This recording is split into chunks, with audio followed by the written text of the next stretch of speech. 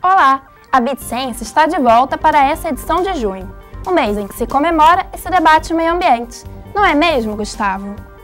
É isso mesmo. Este é um mês em que as discussões sobre a atual situação do planeta ganham espaço na mídia, nas escolas e no governo.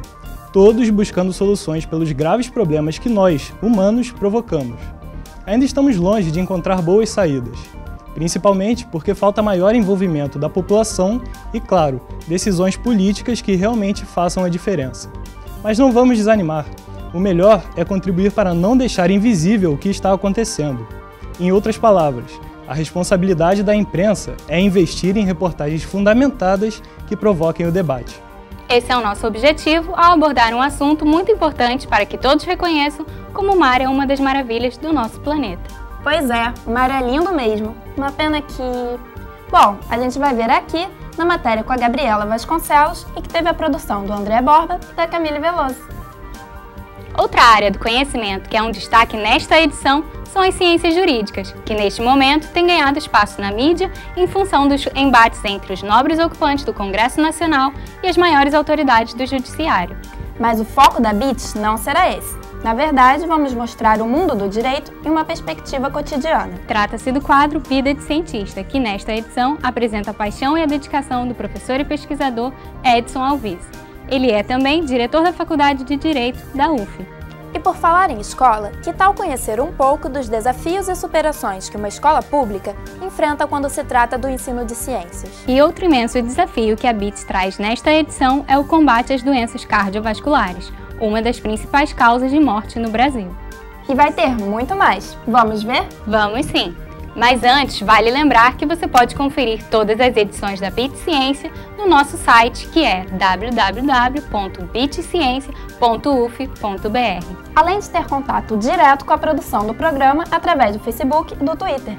Envie suas sugestões e críticas. Seus comentários são muito bem-vindos. Então, começamos! A BIT Ciência, a sua revista eletrônica de jornalismo científico da UF, está no ar.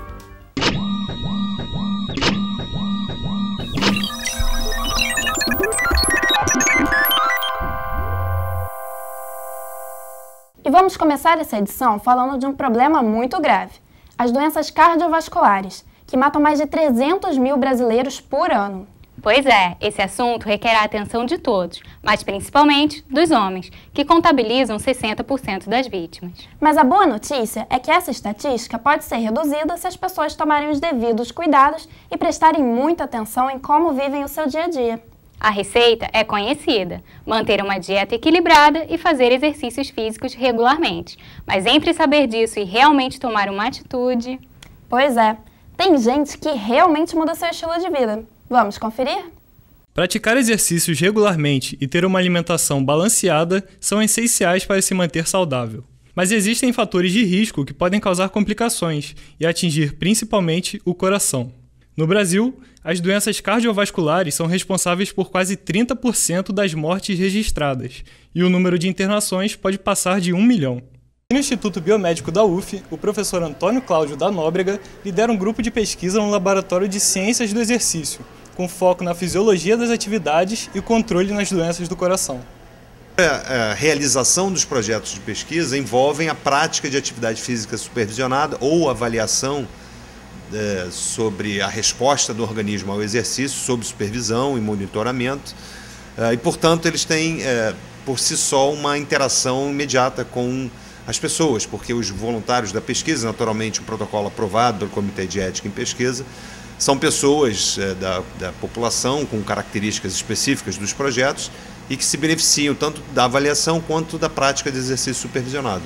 O principal desafio do trabalho é aliar as novas técnicas ao caráter preventivo dos fatores de risco.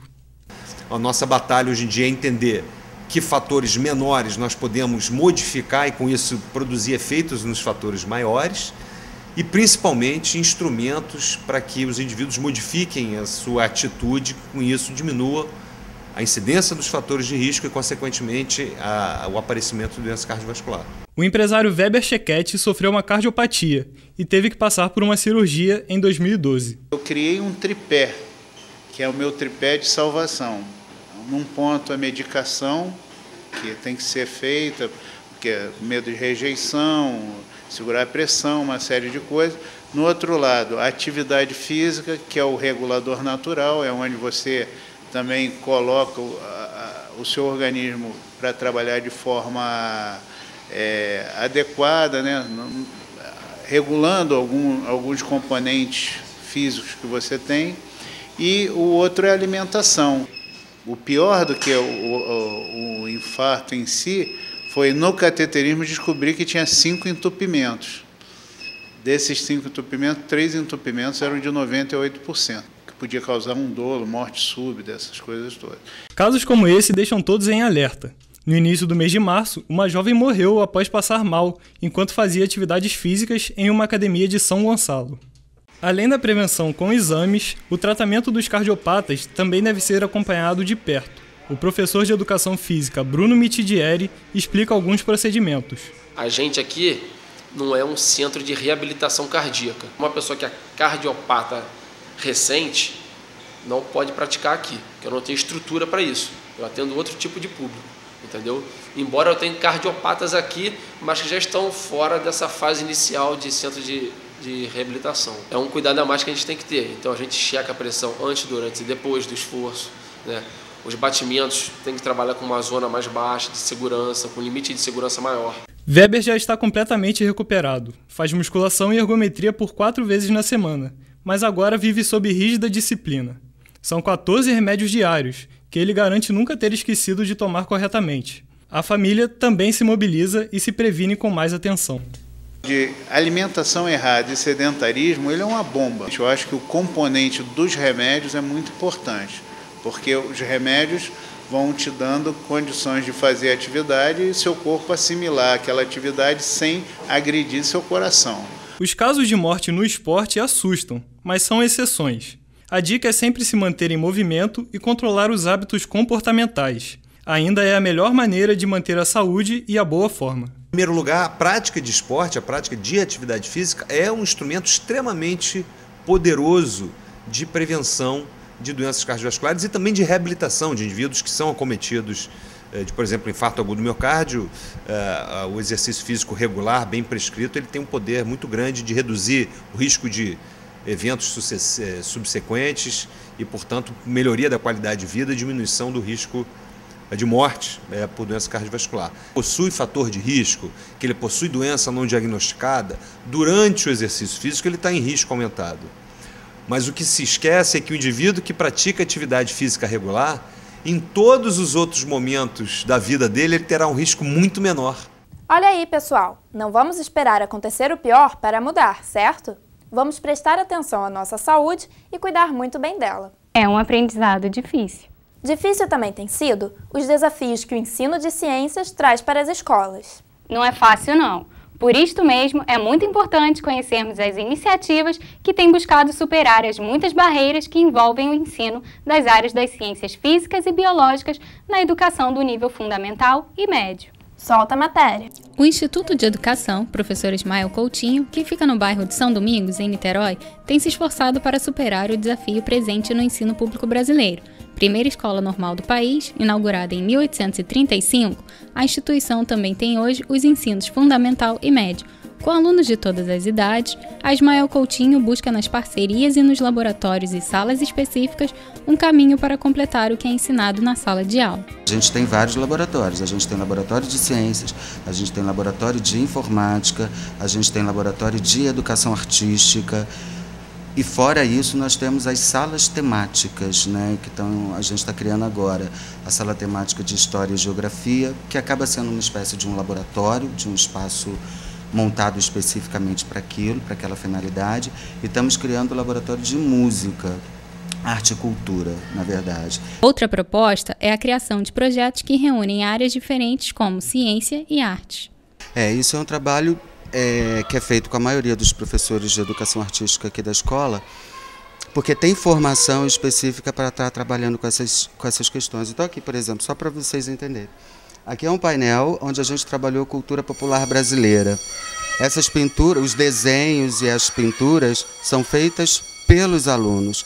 E a professora Ao apresentar essas cores, fazer todo esse desenho, ela trabalha a composição da tinta, a estrutura química de composição da tinta. Isso significa que no momento em que eles estão pintando, o que acontece com a tinta ao entrar em contato com a pele? Por que acontece isso? E aí eu reforço.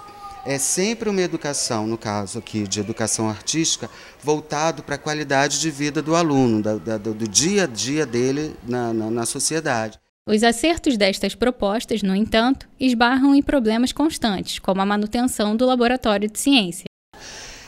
Não é um trabalho fácil o ensino de ciências na rede pública, com a estrutura de recursos humanos, que é complicado a gente ter, recursos de materiais que a gente possa utilizar e a manutenção financeira para que ambos, o humano e o material, consiga ter longevidade, porque acaba tendo, como eu expliquei, muitas vezes é sazonal. Você encontra ou num período de mandato de uma direção ou de uma gestão da Secretaria de Educação, você encontra até um suporte, mas isso acaba, porque tudo isso aqui é verba específica.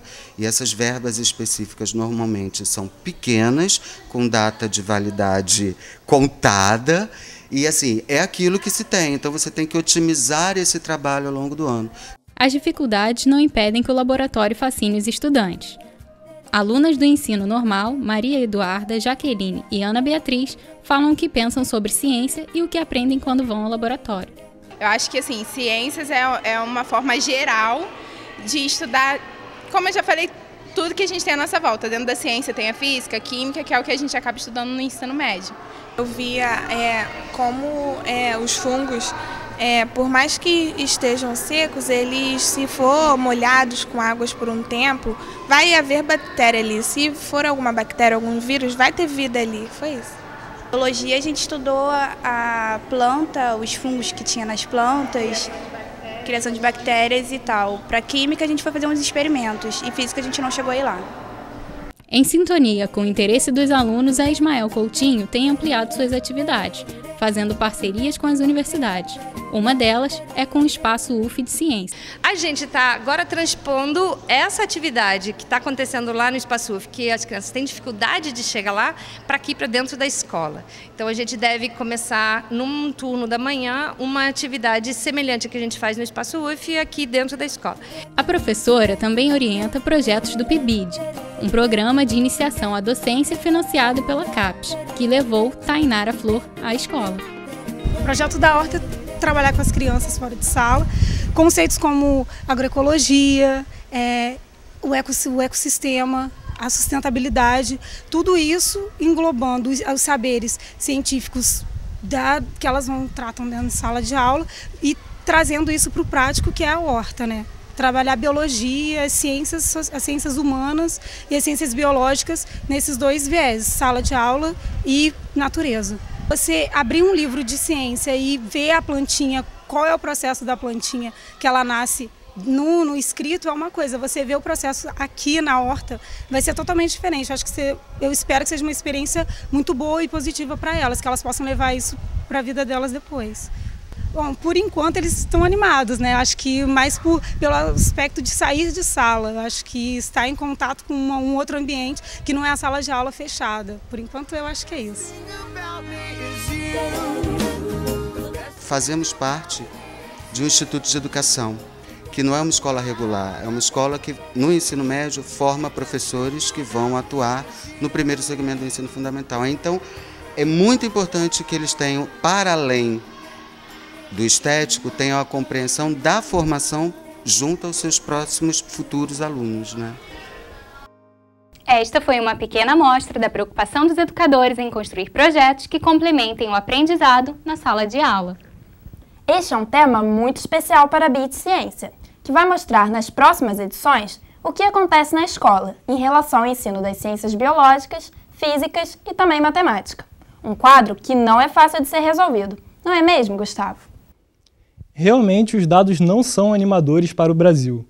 Apesar do governo atual ter aumentado o investimento em educação, ainda não é suficiente para mudar a situação no país. Um exemplo é a situação do Brasil no ranking do PISA, um programa internacional de avaliação de estudantes na faixa de 15 anos. Em 2009, ocupamos a 54ª posição. Pensando que são só 68 países que participam, estamos mal, apesar de termos melhorado bastante entre 2000 e 2009. O PISA avalia 3 áreas, que são a leitura, a matemática e as ciências, e é realizado a cada 3 anos. Em cada edição é enfatizada uma área. Não temos o resultado ainda de 2012, quando matemática foi focada, mas a expectativa é do Brasil cair de posição. Em 2015 será a vez das ciências. Vamos ver o que pode vir por aí. De todo modo, vale conferir como os professores não estão de braços cruzados. Pelo contrário. Mas nem tudo está tão complicado na educação brasileira. Um dos bons momentos que ela vive é o envolvimento dos alunos da graduação com algo fundamental para a vivência do conhecimento: os projetos de iniciação científica. São os PIBIC, que nessa edição vai apresentar a Karine de Almeida, uma estudante de Engenharia Química que desenvolve uma pesquisa na área de síntese orgânica. Vamos ver?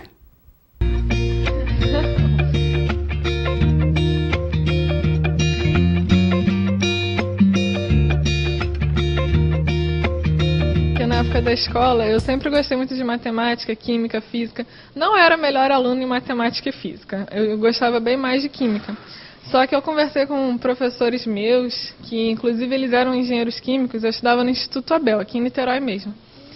Eu conversei com eles, eles falaram que a faculdade é muito diferente do que a gente vê na escola. E não é porque eu ia mal, às vezes, em matemática, em física, que isso ia me fazer ser um profissional assim ruim no futuro, entendeu? Primeiro eu comecei com outro projeto, com outra orientadora. Eu comecei sem bolsa, era trabalho voluntário. Eu trabalhava com orgânica também, com síntese orgânica, e era um projeto voluntário. E inclusive durante esse projeto eu participei de congresso. Foi até um congresso que teve na UFM. Ganhei até um prêmio, não esperava, assim, foi muito legal. Foi no Congresso Regional dos Estudantes de Engenharia Química, que teve na UF em 2012. Foi em julho de 2012.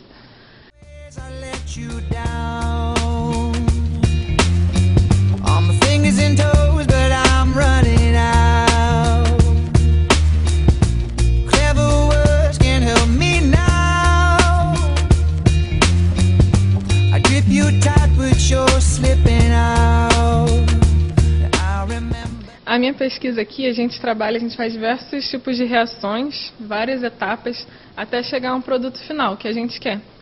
E esse produto final seria sintetizar uma molécula de helianol. Essa molécula, geralmente, ela é encontrada na natureza, na planta do girassol, naquela flor do girassol. O nome científico é Helianthus annus. E assim, o nosso objetivo é obtê-la de uma maneira diferente, inovadora, através de reações de ciclização, que não têm sido muito estudadas. Então, assim, é bem interessante. Eu acho muito legal. E a gente aqui tem muito contato, a gente pesquisa, a gente tem contato com artigos científicos para ver se alguém já teve essa ideia, para ver se realmente é uma ideia nova. Então, a gente está sempre procurando isso, sempre procurar alguma coisa diferente. Essas moléculas, elas têm atividades alelopáticas. Podem ter até outras atividades biológicas que a gente ainda não sabe, né? E essa atividade alelopática, ela permite crescimento e desenvolvimento de sistemas biológicos. E aqui a gente vê muito isso. E no outro projeto que eu tinha, a gente também sintetizava alguns tipos de moléculas e estudava para ver se elas tinham efeito contra vírus, contra o vírus da dengue, contra, às vezes, até o vírus HIV. Também a gente estudava se tinha atividade contra isso. E é muito interessante esse trabalho, muito legal.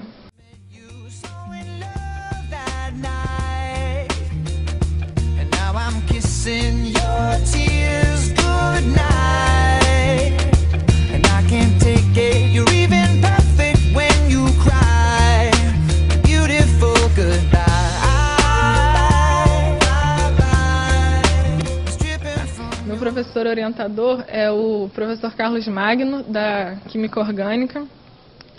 E assim, a nossa relação é muito boa. Ele sempre me ajuda, ele me ajuda a elaborar os relatórios na pesquisa bibliográfica, na hora de uma leitura de um artigo. Sempre está tirando dúvida, sempre está disponível, eu ligo para ele, a gente se comunica por telefone, por e-mail, pessoalmente, quando ele pode. E é uma relação muito boa. Isso ajuda muito ao aluno também, né? Quando ele está aqui, ele tem que ter uma relação boa com o professor, senão também não adianta. Vai ser uma coisa desgastante, uma coisa ruim também.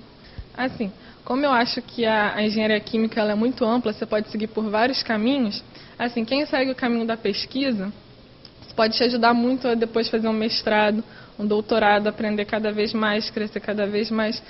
Eu acho que isso vai ajudar muito para quem quer seguir o caminho da pesquisa. Eu acho muito legal. Olha, na verdade, eu não nasci aqui, nasci no interior do Rio de Janeiro, em Santa Maria Madalena. Não sei se vocês conhecem.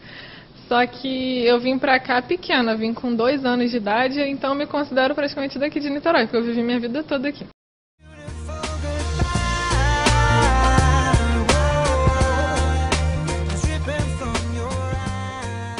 Não, então, eu vou ver todas as oportunidades que eu tiver, eu vou testar tudo que eu puder.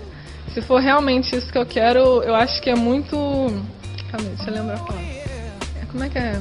Recompensador. Eu acho que vai ser muito recompensador também.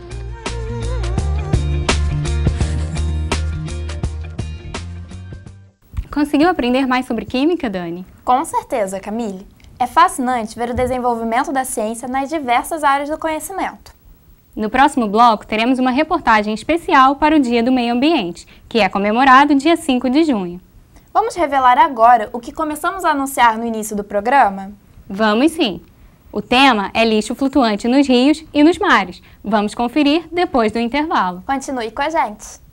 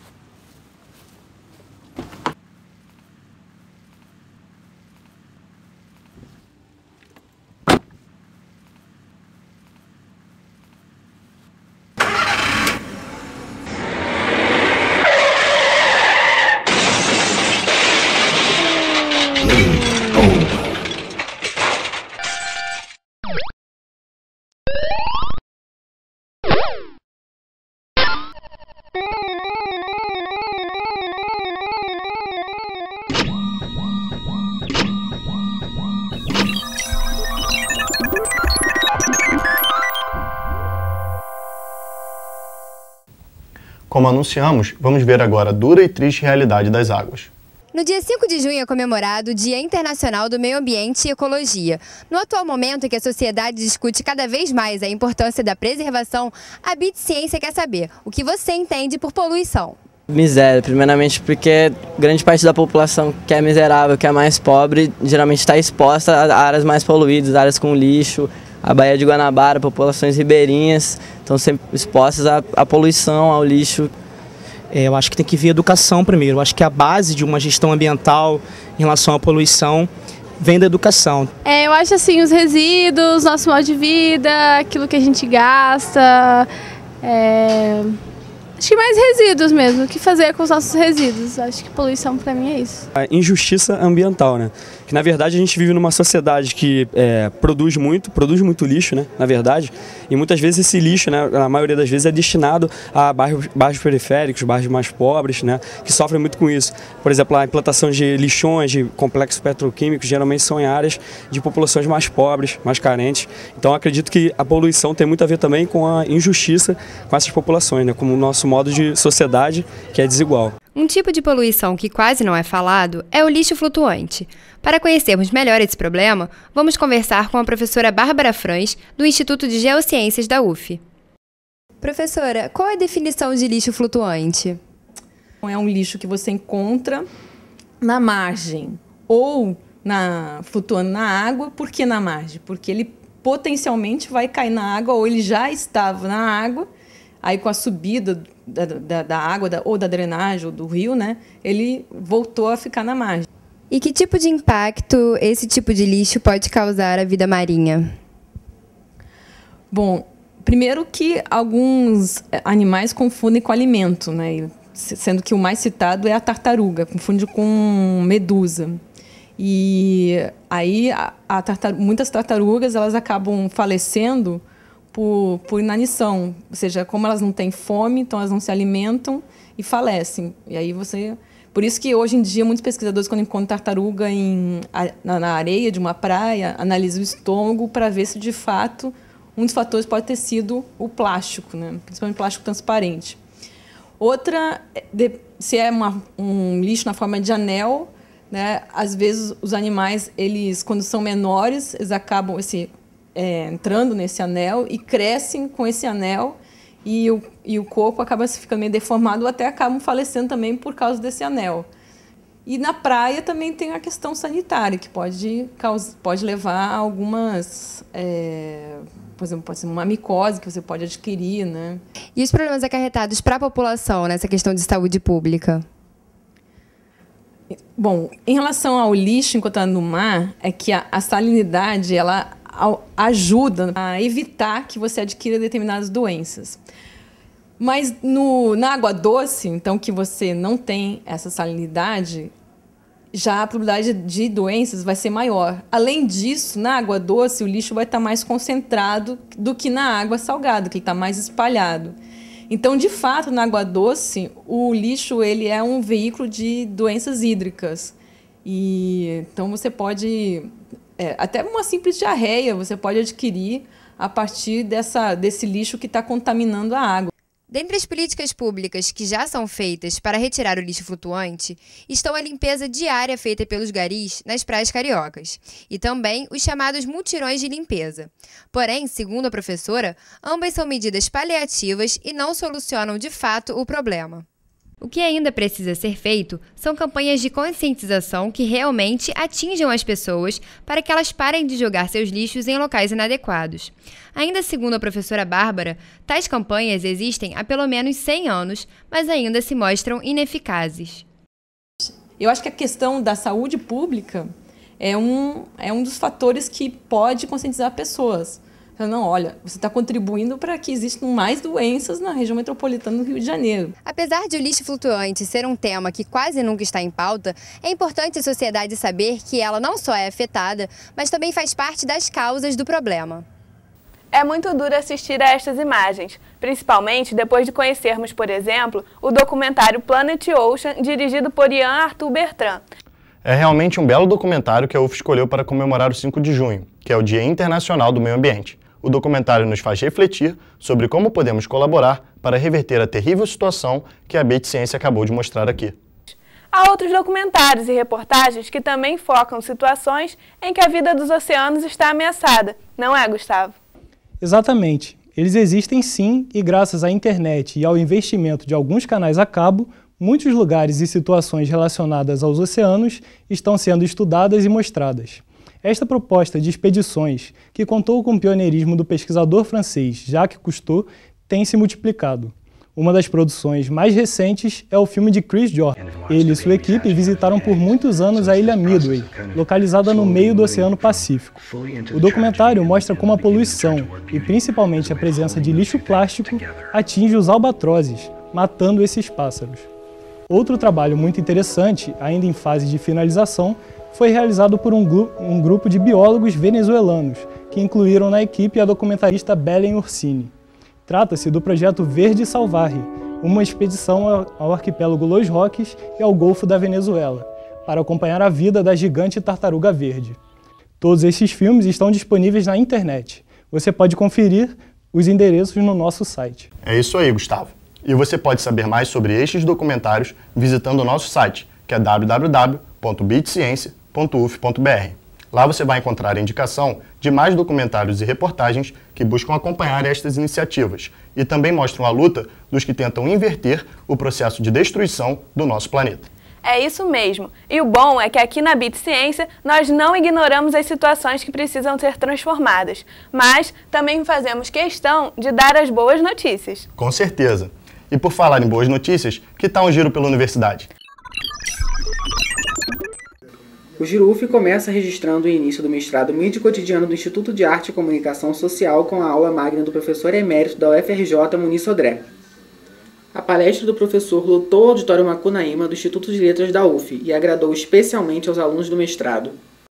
Como aluna do curso, que inicia com essa aula, eu acho super importante a gente ter a posição do Muniz Sodré, como uma figura importante, na parte de teoria de comunicação, e dando para a gente, jogando, na verdade, várias questões que a gente aí vai tentar alinhavar ao longo desses 2 anos.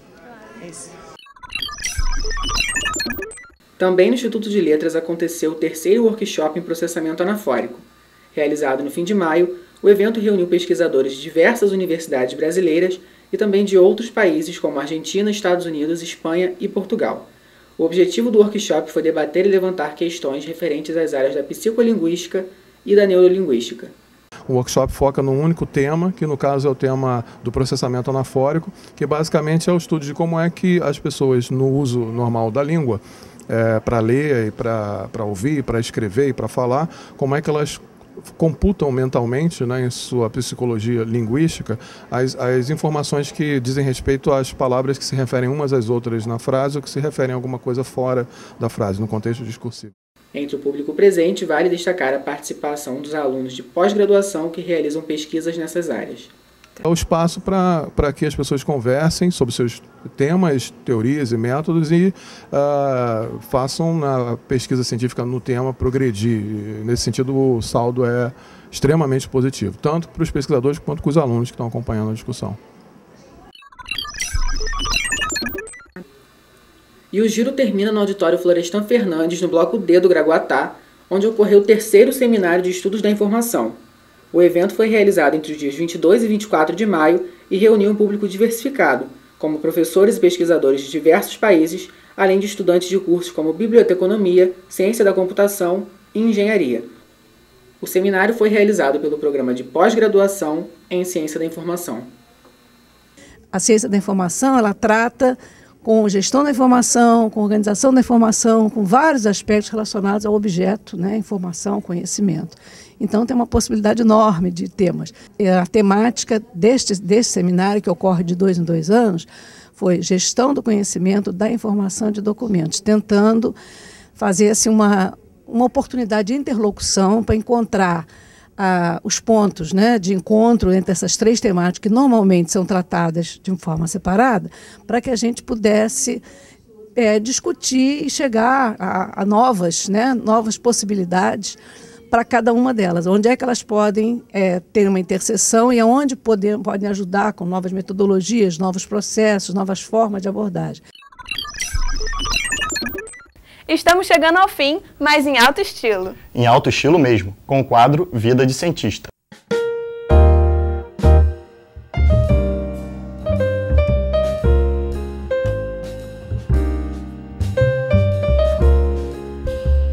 No Vida de Cientista desse mês, você vai conhecer o professor e cientista Edson Neves. Seu trabalho está voltado para uma área fundamental na vida social moderna, o direito, ou, cientificamente falando, as ciências jurídicas. O direito foi muito popularizado pelo cinema com filmes sobre tribunais, mas é uma área muito mais complexa que isso e requer muita dedicação e trabalho, como vamos ver agora.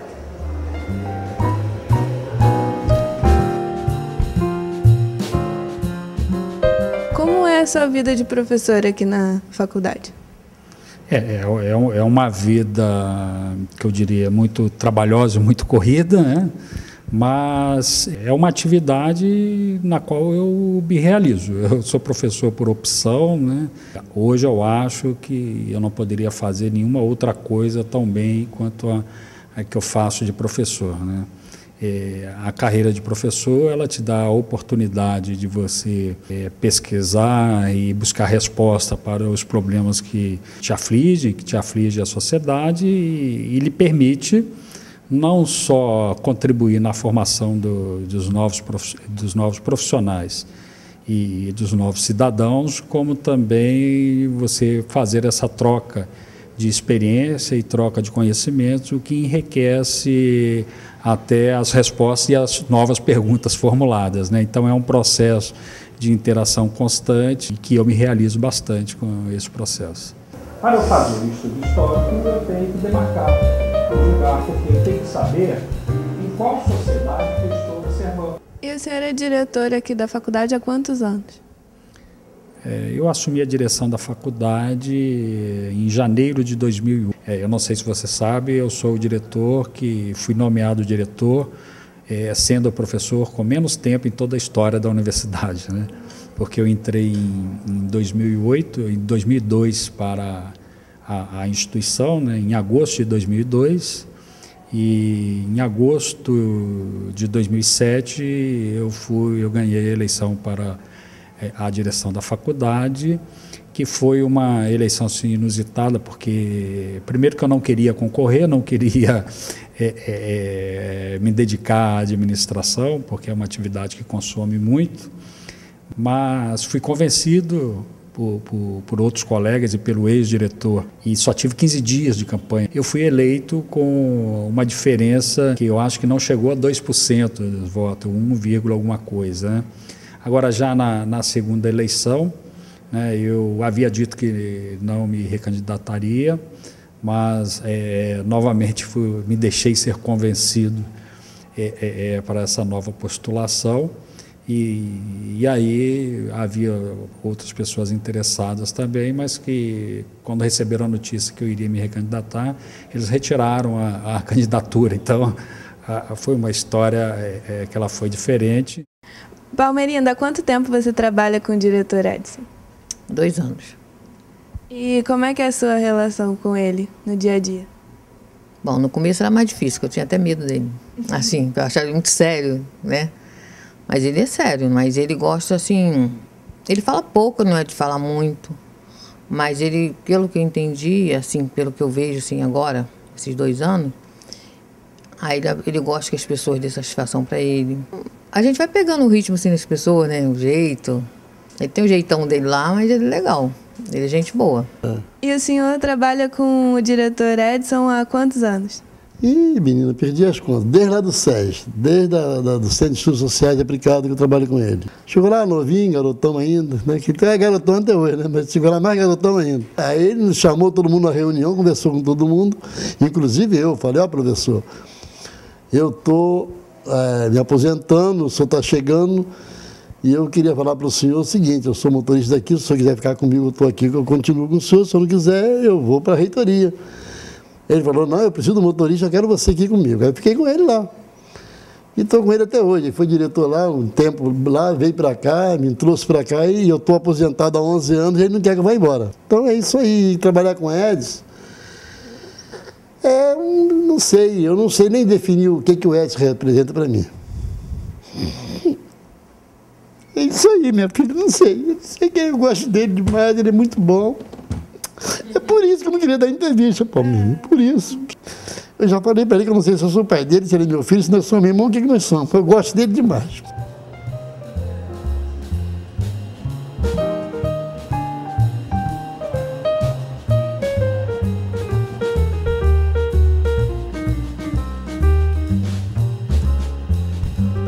Como é que é a sua família? O senhor tem quantos filhos? É casado há quanto tempo?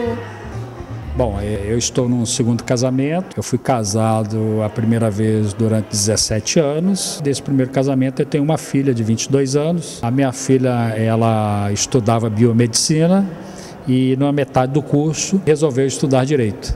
E está se preparando para seguir a carreira do pai. No segundo casamento, já tem em torno de, creio que 6 anos, 6 para 7 anos, eu tenho uma filha de 15 meses e também deve seguir a carreira do pai. Me parece que ela estava me dizendo isso, né?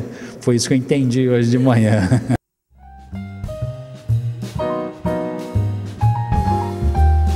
E você é orientado por ele em alguma pesquisa?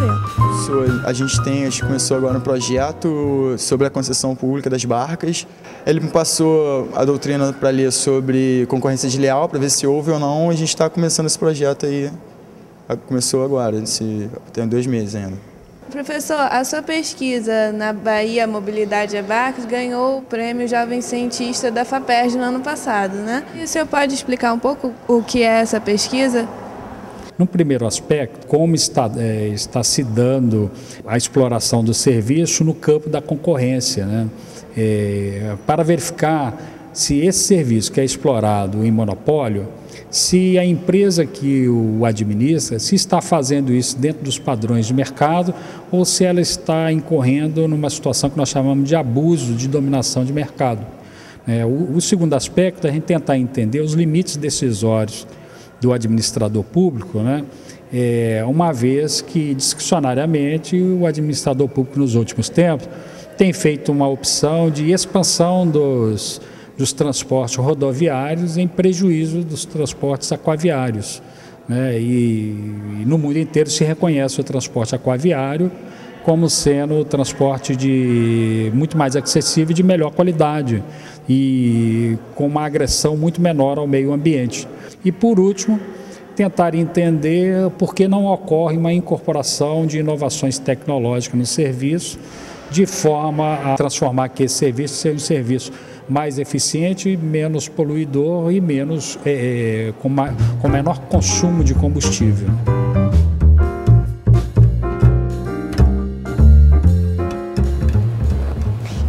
Olha só, se a gente observar, não tem 10 minutos que saiu a outra barca, essa já está chegando. Não é um momento de pico, não é um momento de grande profusão de transporte. Nós podemos observar que os ônibus estão vazios e nós vamos ver que a outra barca chegou lotada e essa também com uma quantidade razoável de pessoas. A gente já pode ver ali até pelas janelas. E não é possível que o transporte desse, que só tenha um motor, que tenha poucos funcionários, são gastos na locomoção desta barca, não é possível que isso dê prejuízo.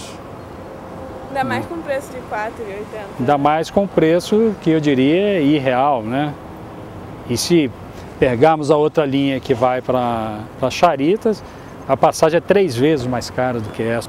Não é possível que todo esse pessoal pagando passagem não seja suficiente para custear o serviço. Alguma coisa não está funcionando bem ou não temos todas as informações do que ocorre nesta parceria ou nessa concessão de serviços.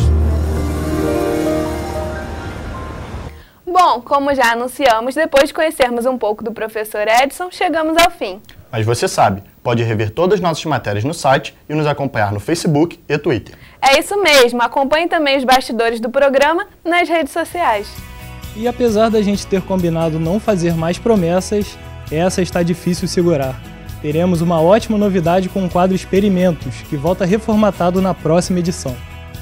Pois é, Gustavo, volta mesmo. Vamos entrar com tudo na era digital e trazer experiências com tablets e smartphones. E aí vamos descobrir como esses equipamentos podem nos ajudar a entender conceitos da física. E vamos ter mais novidades. Aguardem e até a próxima. Até a próxima. Tchau!